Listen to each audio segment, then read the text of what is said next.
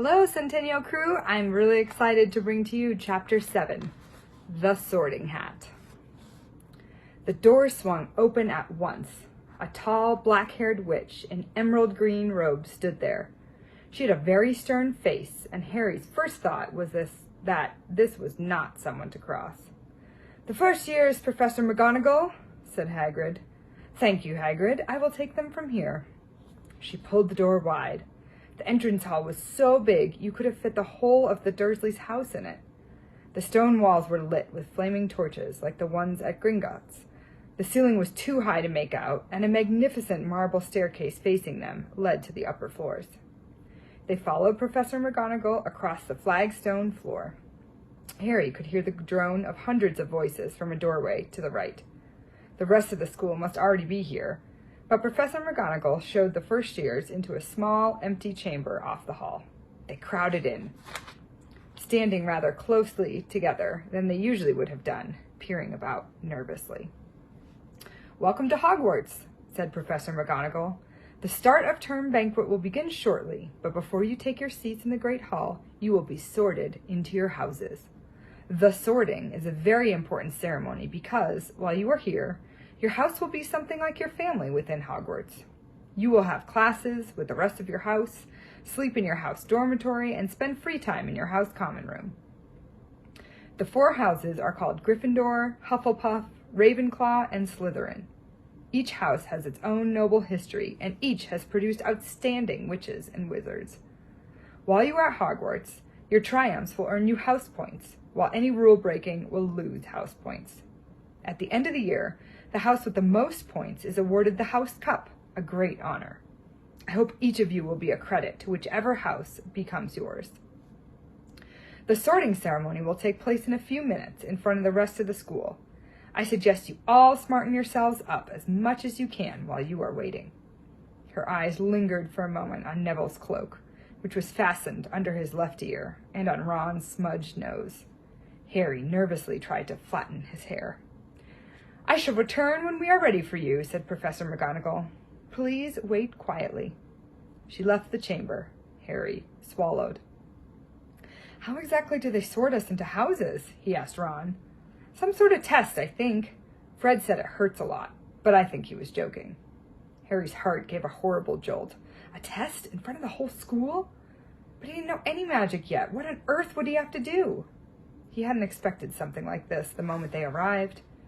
He looked around anxiously and saw that everyone else looked terrified too. No one was talking much, except for Hermione Granger, who was whispering very fast about all the spells she'd learned and wondering which ones she'd need. Harry tried hard not to listen to her. He'd never been more nervous. Never, not even when he'd had to take a school report home to the Dursleys, saying that he'd somehow turned his teacher's wig blue. He kept his eyes fixed on the door. Any second now, Professor McGonagall would come back and lead him to his doom. Then something happened that made him jump about a foot in the air. Several people behind him screamed. "What the?" He gasped. So did the people around him. About 20 ghosts had just streamed through the black back wall. Pearly white and slightly transparent, they glided across the room, talking to one another and hardly glancing at the first years. They seemed to be arguing. What looked like a fat little monk was saying, "Forgive and forget, I say. We got to give him a second chance. My dear Friar, haven't we given Peeves all the chances he deserves? He gives us all a bad name, and you know, he's not really even a ghost. I say, what are you all doing here?" A ghost wearing a ruff and tights had suddenly noticed the first years. Nobody answered. "New students," said the fat friar, smiling around at them. "About to be sorted, I suppose?" A few people nodded mutely. "Hope to see you in Hufflepuff," said the friar. "My old house, you know." "Move along now," said a sharp voice. "The sorting ceremony's about to start." Professor McGonagall had returned. One by one, the ghosts floated away through the opposite wall. "Now, form a line," Professor McGonagall told the first years, "and follow me." Feeling oddly as though his legs had turned to lead, Harry got into a line behind a boy with sandy hair, with Ron behind him, and they walked out of the chamber, back across the hall, and through a pair of double doors into the great hall. Harry had never even imagined such a strange and splendid place. It was lit by thousands and thousands of candles that were floating in midair over 4 long tables where the rest of the students were sitting. These tables were laid with glittering golden plates and goblets. At the top of the hall was another long table where the teachers were sitting. Professor McGonagall led the first years up here, so that they came to a halt in a line facing the other students, with the teachers behind them. The hundreds of faces staring at them looked like pale lanterns in the flickering candlelight. Dotted here and there among the students, the ghosts shone misty silver. Mainly to avoid all the staring eyes, Harry looked upward and saw a velvety black ceiling dotted with stars. He heard Hermione whisper, "It's bewitched to look like the sky outside.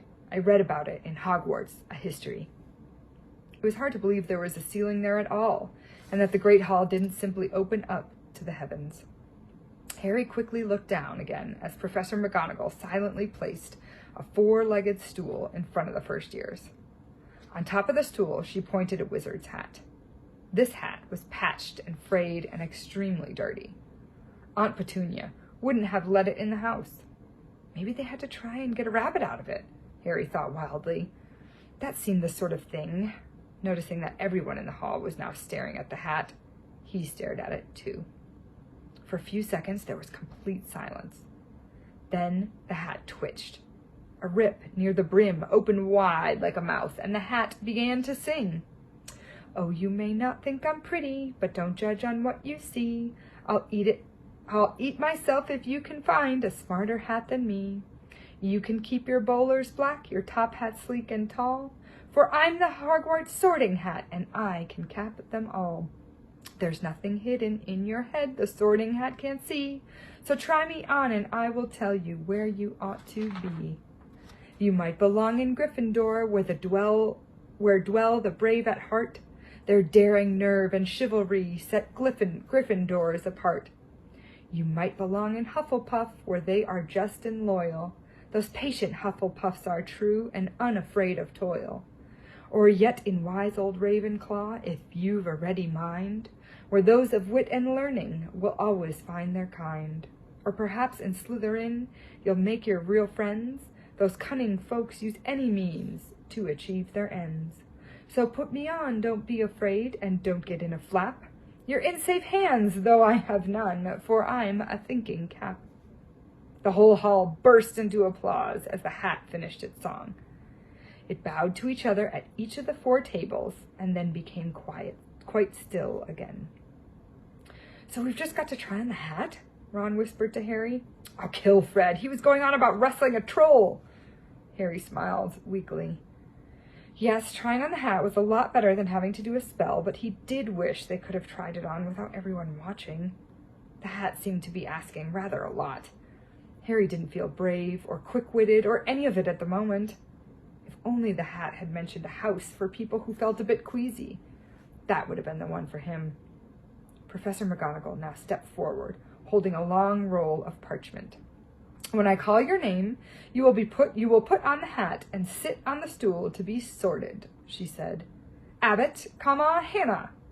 A pink-faced girl with a blonde pigtail stumbled out of the line, put on the hat, which fell right down over her eyes, and sat down. A moment's pause. "Hufflepuff!" shouted the hat. The table on the right cheered and clapped as Hannah went to sit down at the Hufflepuff table. Harry saw the ghost of the fat friar waving merrily at her. "Bones, Susan!" "Hufflepuff!" shouted the hat again, and Susan scuttled off to sit next to Hannah. "Boot, Terry!" "Ravenclaw!" The table, second from the left, clapped this time.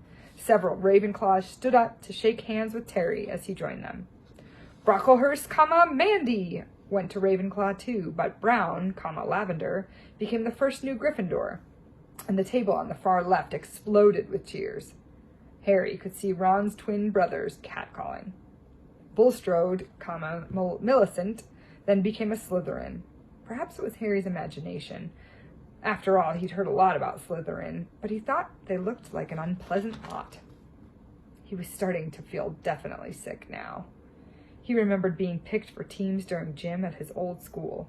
He had always been last to be chosen, not because he was no good, but because no one wanted Dudley to think they liked him. Finch Fletchley, Justin. Hufflepuff. Sometimes, Harry noticed, the hat shouted at the house at once, but at others it took a little while to decide. Finnegan, Seamus, the sandy-haired boy next to Harry in the line, sat on the stool for almost a whole minute before the hat declared him a Gryffindor. Granger, Hermione. Hermione almost ran to the stool and jammed the hat eagerly on her head. Gryffindor! Shouted the hat. Ron groaned. A horrible thought struck Harry, as horrible thoughts always do when you're very nervous. What if he wasn't chosen at all?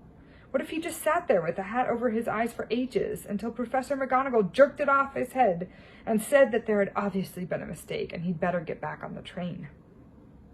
When Neville Longbottom, the boy who kept losing his toad, was called, he fell over on his way to the stool. The hat took a long time to decide with Neville. When it finally shouted, Gryffindor! Neville ran off, still wearing it, and had to jog back amid gales of laughter to give it to MacDougal, Morag. Malfoy swaggered forward when his name was called, and got his wish at once. The hat had barely touched his head when it screamed, Slytherin! Malfoy went to join his friends, Crabbe and Goyle, looking pleased with himself. There weren't many people left now. Moon, Knott, Parkinson, then a pair of twin girls, Patil and Patil, then Perks, Sally Ann, and then, at last, Potter, Harry. As Harry stepped forward, whispers suddenly broke out like little hissing fires all over the hall. Potter, did she say? The Harry Potter? The last thing Harry saw before the hat dropped over his eyes was a hall full of people, craning to get a good look at him. Next second, he was looking at the black inside of the hat. He waited. Said a small voice in his ear. Difficult, very difficult. Plenty of courage, I see. Not a bad mind, either. There's talent. Oh, my goodness, yes, and a nice thirst to prove yourself. Now, that's interesting. So where shall I put you? Harry gripped the edges of the stool and thought, not Slytherin, not Slytherin. Not Slytherin, eh? Said the small voice. Are you sure? You could be great, you know. It's all here in your head, and Slytherin would help you on the way to greatness. No doubt about that, no? Well, if you're sure, better be Gryffindor! Harry heard the hat shout the last word to the whole hall. He took off the hat and walked shakily toward the Gryffindor table. He was so relieved to have been chosen and not put in Slytherin. He hardly noticed that he was getting the loudest cheer yet. Percy, the prefect, got up and shook his hand vigorously, while the Weasley twins yelled, We got Potter! We got Potter! Harry sat down opposite the ghost in the rough he'd seen earlier. The ghost patted his arm, giving Harry the sudden, horrible feeling he just plunged it into a bucket of ice-cold water. He could see the high table properly now. At the end, nearest him, sat Hagrid, who caught his eye and gave him a thumbs up. Harry grinned back. And there, in the center of the high table, in a large golden chair, sat Albus Dumbledore. Harry recognized him at once from the card he'd gotten out of the chocolate frog on the train. Dumbledore's silver hair was the only thing in the whole hall that shone as brightly as the ghost's. Harry spotted Professor Quirrell, too, the nervous young man from the Leaky Cauldron. He was looking very peculiar in a large purple turban. And now there were only 4 people left to be sorted. Thomas, Dean, a black boy even taller than Ron, joined Harry at the Gryffindor table. Turpin, Lisa, became a Ravenclaw, and then it was Ron's turn. He was pale green by now. Harry crossed his fingers onto the table, and a second later the hat had shouted, Gryffindor! Harry clapped loudly with the rest as Ron collapsed into the chair next to him. Well done, Ron. Excellent, said Percy Weasley pompously across Harry as Zambini, Blaise was made a Slytherin. Professor McGonagall rolled up her scroll and took the sorting hat away. Harry looked down at his empty gold plate. He had only just realized how hungry he was. The pumpkin pasties seemed ages ago. Albus Dumbledore had gotten to his feet. He was beaming at the students, his arms open wide, as if nothing could have pleased him more to see them all there. "Welcome," he said. "Welcome to a new year at Hogwarts. Before we begin our banquet, I would like to say a few words. And here they are. Nitwit, Blubber, Oddment, Tweak, thank you." He sat back down. Everybody clapped and cheered. Harry didn't know whether to laugh or not. "Is he a bit mad?" he asked Percy uncertainly. "Mad?" said Percy airily. "He's a genius. Best wizard in the world. But he is a bit mad. Yes, potatoes, Harry?" Harry's mouth fell open. The dishes in front of him were now piled with food. He had never seen so many things he liked to eat on one table. Roast beef, roast chicken, pork chops and lamb chops, sausages, bacon and steak, boiled potatoes, roast potatoes, fries, Yorkshire pudding, peas, carrots, gravy, ketchup, and, for some strange reason, peppermint humbugs. The Dursleys had never exactly starved Harry, but he'd never been allowed to eat as much as he liked. Dudley had always taken anything that Harry really wanted, even if it made him sick. Harry piled his plate with a bit of everything, except the peppermints, and began to eat. It was all delicious. "That does look good," said the ghost in the ruff sadly, watching Harry cut up his steak. "Can't you—" "I haven't eaten for nearly 500 years, said the ghost. "I don't need to, of course, but one does miss it. I don't think I've introduced myself. Sir Nicholas de Mimsy Porpington, at your service, resident ghost of Gryffindor Tower." "I know who you are," said Ron suddenly. "My brothers told me about you. You're Nearly Headless Nick." "I would prefer you to call me Sir Nicholas de Mimsy," the ghost began stiffly, but sandy-haired Seamus Finnegan interrupted. "Nearly headless? How can you be nearly headless?" Sir Nicholas looked extremely miffed, as if their little chat wasn't going at all the way he wanted. "Like this," he said irritably. He seized his left ear and pulled. His whole head swung off his neck and fell onto his shoulder, as if it was on a hinge. Someone had obviously tried to behead him, but not done it properly. Looking pleased at the stunned looks on their faces, Nearly Headless Nick flipped his head back onto his neck, coughed, and said, "So, new Gryffindors, I hope you're going to help us win the house championship this year. Gryffindors had never gone so long without winning. Slytherins have gotten the cup 6 years in a row. The Bloody Baron's becoming almost unbearable." He's the Slytherin ghost. Harry looked over at the Slytherin table and saw a horrible ghost sitting there, with blank, staring eyes, a gaunt face, and robes stained with silver blood. He was right next to Malfoy, who, Harry was pleased to see, didn't look too pleased with the seating arrangements. "How did he get covered in blood?" asked Seamus, with great interest. "I've never asked," said Nearly Headless Nick delicately. When everyone had eaten as much as they could, the remains of the food faded from the plates, leaving them sparkling clean as before. A moment later, the desserts appeared. Blocks of ice cream in every flavor you could think of, apple pies, treacle tarts, chocolate eclairs and jam donuts, trifles, strawberries, jello, rice pudding. As Harry helped himself to a treacle tart, the talk turned to their families. "I'm half and half," said Seamus. "Me dad's a muggle. Mum didn't tell me she was a witch till after they were married. Bit of a nasty shock for him." The others laughed. "What about you, Neville?" said Ron. "Well, my gran brought me up, and she's a witch," said Neville, "but the family thought I was all muggle for ages. My great-uncle Algy kept trying to catch me off guard and force some magic out of me. He pushed me off the end of Blackpool Pier once. I nearly drowned, but nothing happened until I was 8. Great-uncle Algy came round for dinner, and he was hanging me out of an upstairs window by the ankles when my great-aunt Enid offered him a meringue, and he accidentally let go. But I bounced all the way down the garden and into the road. They were all really pleased. Gran was crying. She was so happy. You should have seen their faces when I got in here. They thought I might not be magic enough to come, you see. Great-uncle Algy was so pleased, he bought me my toad." On Harry's other side, Percy Weasley and Hermione were talking about lessons. "I do hope they start right away. There's so much to learn. I'm particularly interested in transfiguration, you know, turning something into something else. Of course, it's supposed to be very difficult.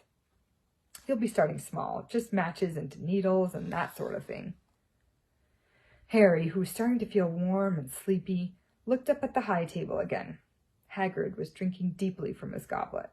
Professor McGonagall was talking to Professor Dumbledore. Professor Quirrell, in his absurd turban, was talking to a teacher with greasy black hair, a hook nose, and sallow skin. It happened very suddenly. The hook-nosed teacher looked past Quirrell's turban straight into Harry's eyes, and a sharp, hot pain shot across the scar on Harry's forehead. Ouch! Harry clapped a hand to his head. What is it? Asked Percy. Nothing. The pain had gone as quickly as it had come. Harder to shake off was the feeling Harry had gotten from the teacher's look, a feeling that he didn't like Harry at all. Who's that teacher talking to Professor Quirrell? He asked Percy. Oh, you know Quirrell already, do you? No wonder he's looking so nervous. That's Professor Snape. He teaches potions, but he doesn't want to. Everybody knows he's after Quirrell's job. Knows an awful lot about the dark arts, Snape. Harry watched Snape for a while, but Snape didn't look at him again. At last, the desserts too disappeared, and Professor Dumbledore got to his feet again. The hall fell silent. Just a few more words now that we are all fed and watered. I have a few start-of-term notices to give you. First years should note that the forest on the grounds is forbidden to all pupils, and a few of our older students would do well to remember that as well. Dumbledore's twinkling eyes flashed in the direction of the Weasley twins. I have also been asked by Mr. Filch, the caretaker, to remind you all that no magic should be used between classes in the corridors. Quidditch trials will be held in the second week of the term. Anyone interested in playing for their house team should contact Madam Hooch. And finally, I must tell you that this year, the third-floor corridors on the right-hand side is out of bounds to everyone who does not wish to die a very painful death. Harry laughed, but he was one of the few who did. He's not serious, he muttered to Percy. Must be, said Percy, frowning at Dumbledore. It's odd, because he usually gives us a reason why we're not allowed to go somewhere. The forest full of dangerous beasts, everybody knows that. I do think he might have told us prefects, at least. And now, before we go to bed, let us sing the school song, cried Dumbledore. Harry noticed that the other teachers' smiles had become rather fixed. Dumbledore gave his wand a little flick, as if he was trying to get a fly off the end, and a long golden ribbon flew out of it, which rose high above the tables and twisted itself, snake-like, into words. Everyone picked their favorite tune, said Dumbledore, and off we go. And the school bellowed, Hogwarts, Hogwarts, Hoggy-Wordy Hogwarts, teach us something, please. Whether we be old and bald, or young with scabby knees, our heads could do with filling with some interesting stuff. For now they're bare and full of air, dead flies and bits of fluff. So teach us things worth knowing, bring back what we forgot. Just do your best, we'll do the rest, and learn until our brains all rot. Everyone finished the song at different times. At last, only the Weasley twins were left singing along to a very slow funeral march. Dumbledore conducted their last few lines with his wand, and when they had finished, he was one of the ones who clapped the loudest. Ah, music, he said, wiping his eyes, a magic beyond all we do here. And now, bedtime. Off you trot. The Gryffindor first years followed Percy through the chattering crowds, out of the great hall and up the marble staircase. Harry's legs were like lead again, but only because he was so tired and full of food. He was too sleepy even to be surprised that the people in the portraits along the corridors whispered and pointed as they passed, or that twice Percy led them through doorways hidden behind sliding panels and hanging tapestries. They climbed more staircases, yawning and dragging their feet, and Harry was just wondering how much further they had to go when he came to a sudden halt. A bundle of walking sticks was floating in midair ahead of them, and as Percy took a step toward them, they started throwing themselves at him. Peeves, Percy whispered to the first years, a poltergeist. He raised his voice. Peeves, show yourself! A loud, rude sound, like the air being let out of a balloon, answered. Do you want me to go to the Bloody Baron? There was a pop, and a little man with wicked dark eyes and a wide mouth appeared, floating cross-legged in the air, clutching the walking sticks. "Ooh," he said with an evil cackle. "Ickle firsties, what fun!" He swooped suddenly at them. They all ducked. "Go away, Peeves, or the Baron'll hear about this. I mean it," barked Percy. Peeves stuck out his tongue and vanished, dropping the walking sticks on Neville's head. They heard him zooming away, rattling coats of armor as he passed. "You'll want to watch out for Peeves," said Percy, as they set off again. "The Bloody Baron's the only one who can control him. He won't even listen to us prefects. Here we are." At the very end of the corridor hung a portrait of a very fat woman in a pink silk dress. "Password?" she said. "Caput Draconis," said Percy, and the portrait swung forward to reveal a round hole in the wall. They all scrambled through it. Neville needed a leg up, and found themselves in the Gryffindor common room, a cozy, round room full of squashy armchairs. Percy directed the girls through one door to their dormitory, and the boys through another. At the top of a spiral staircase, they were obviously in one of the towers, they found their beds at last, 5 four-posters hung with deep red velvet curtains. Their trunks had already been brought up. Too tired to talk much, they pulled on their pajamas and fell into bed. "Great food, isn't it?" Ron muttered to Harry through the hangings. "Get off, Scabbers! He's chewing my sheets!" Harry was going to ask Ron if he'd had any of the treacle tart, but he fell asleep almost at once. Perhaps Harry had eaten a bit too much, because he had a very strange dream. He was wearing Professor Quirrell's turban, which kept talking to him, telling him he must transfer to Slytherin at once because it was his destiny. Harry told the turban he didn't want to be in Slytherin. It got heavier and heavier. He tried to pull it off, but it tightened painfully. And there was Malfoy, laughing at him as he struggled with it. Then Malfoy turned into a hook-nosed teacher, Snape, whose laugh became high and cold. There was a burst of green light, and Harry woke, sweating and shaking. He rolled over and fell asleep again, and when he woke the next day, he didn't remember the dream at all. The end of chapter 7. Have a good night, Centennial Crew.